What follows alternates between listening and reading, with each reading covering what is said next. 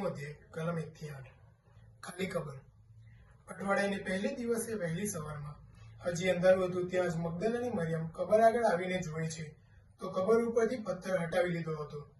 આથી તેણે દોડતા સિમોન પીતર અને બીજા ઈસુના વાલા શિષ્ય પાસે જઈને તેમને કહ્યું, પ્રભુને કબરમાંથી કાઢી લીધા છે અને તેમને ક્યાં રાખ્યા છે તેની અમને ખબર નથી।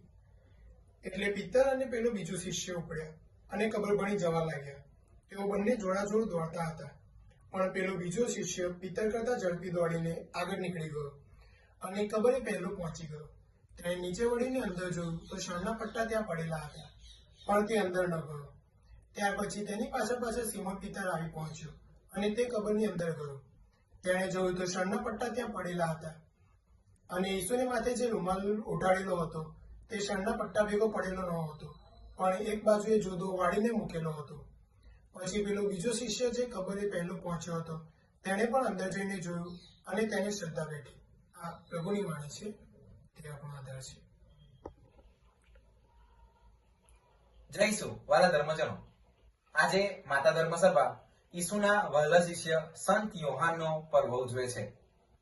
મારા વાલા ધર્મજનો, ઈસુના શબ્દો યાદ આવે છે કે આશીર્વાદિત તો એ લોકો છે જેમણે મને જોયો નથી તેમ છતાં મારી ઉપર શ્રદ્ધા રાખે છે। આ શબ્દ ઈસુએ સિમોન પીતરને કહ્યા હતા। મારા વાલા ધર્મજનો, આજના સુસંદેશની અંદર 3 બાબતો મહત્વની જોવા મળે છે। સૌથી પહેલી વસ્તુ, ઈસુની કબર જોવા માટે એ દોડીને જાય છે।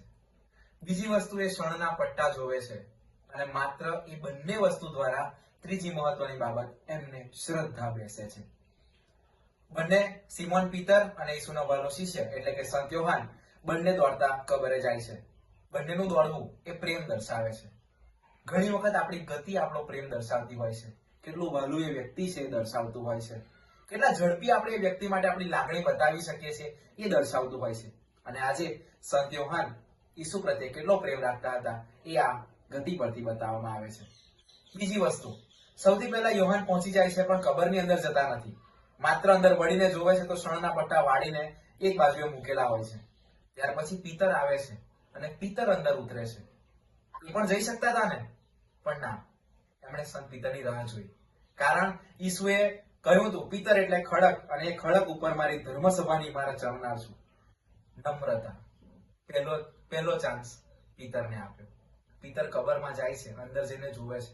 ત્યારબાદ યોહાન કબરમાં જઈને જુએ છે કે શણના પટ્ટા બાજુએ વાળીને મૂકેલા છે। ત્યાં કોઈ દેવદૂત નહોતા કે જાતે ઈસુ ત્યાં નહોતા કે હું સજીવન થયો છું, હા હું આ રહ્યો, પણ માત્ર એ શણના પટ્ટા વાળીને બાજુ પર મૂકેલા છે એટલા પરથી બંને જણને શ્રદ્ધા બેસે છે।